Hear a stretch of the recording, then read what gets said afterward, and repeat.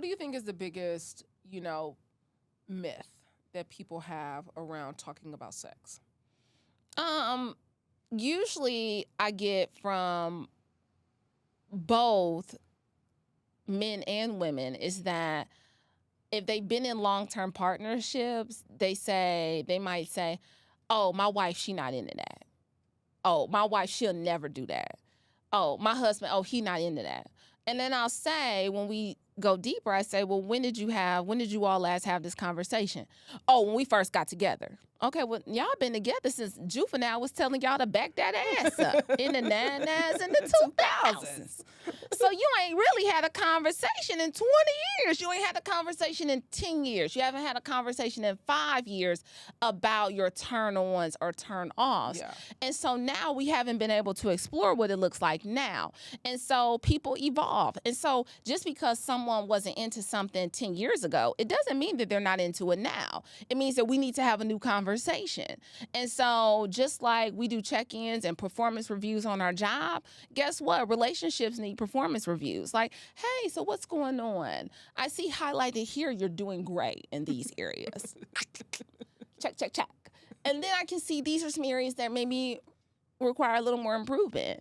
And so we're not having those conversations. And so now we're just leaning on to who people were and what they said back in the day instead of leaning into who we are now and the evolution of our sexuality and our sexual experiences. I mean, I think that's in so many layers of relationships, though. Yeah. I mean, we just talked about it about our relationship, Yeah. right? Of the evolution of holding space for somebody to become a better version of themselves or this version and allowing them to be that, right? And I think that so many of us, we don't realize that that's in every area, every facet of our lives. Yeah, because we're so afraid.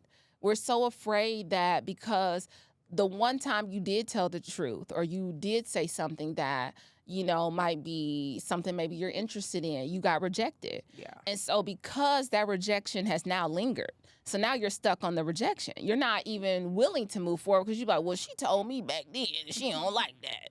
And I've been trying to get in the butt. You never know. I'm just saying. It's an example. It's an example. It's a real example. It's an example. It's a real example. And so it's a real example. And so, yeah, that's the part that when it gets tough to have the conversations because we're only leaning into who people were, and not willing to give them an opportunity to share in the growth of who they could be, And so, so I hear that a lot. That's probably they're not into this, or because you haven't had a new conversation, and so it really comes down to that part.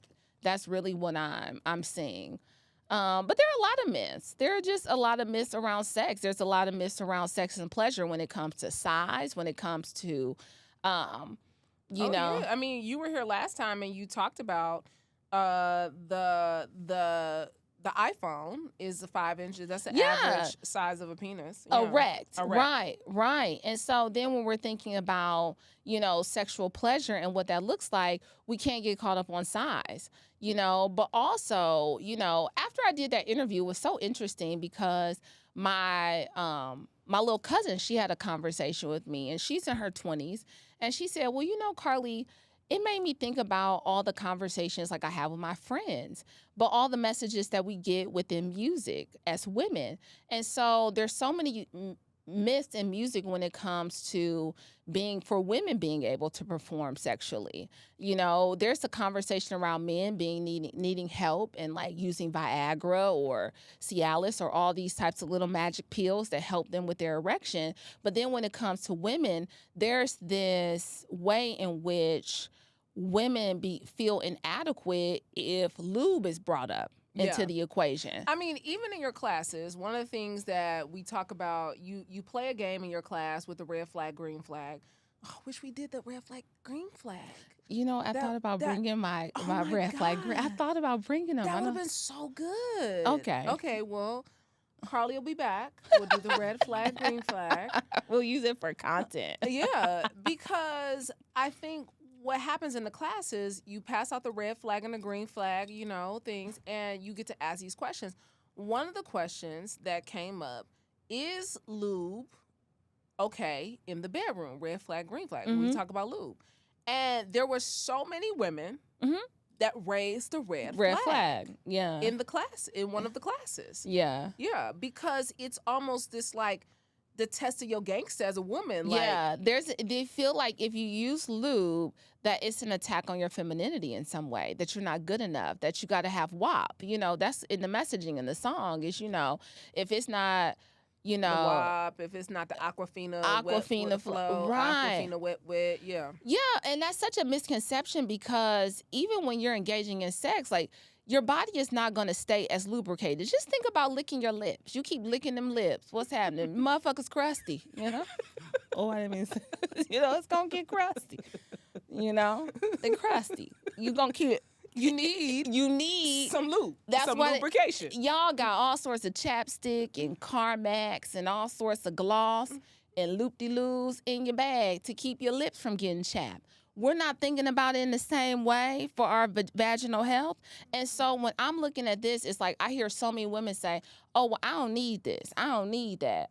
Okay, but would it enhance the experience? Because wet does not mean ready for sex. Wet does not mean ready. Wet is just a signal that your brain sends to your body that says, I'm aroused. I'm thinking about it, but doesn't mean I'm actually ready to have sex. You know, I mentioned this before, 17 to 37 minutes of foreplay. So you're thinking 15 to 40 minutes. Some women need an hour of foreplay to be fully aroused for penetrative sex. And then when I say that in the class, honestly, they're like, oh, no. Men push back them out. Well, what you want me to be doing down there for 30 minutes? And I'm like, well, you don't have to be down there.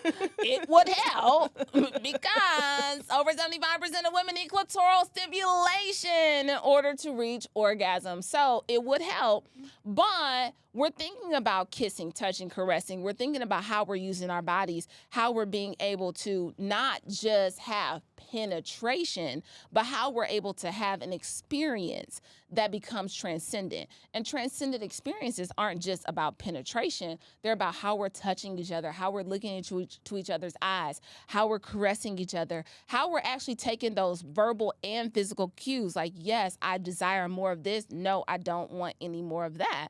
And so how are we leaning into actually learning our partners?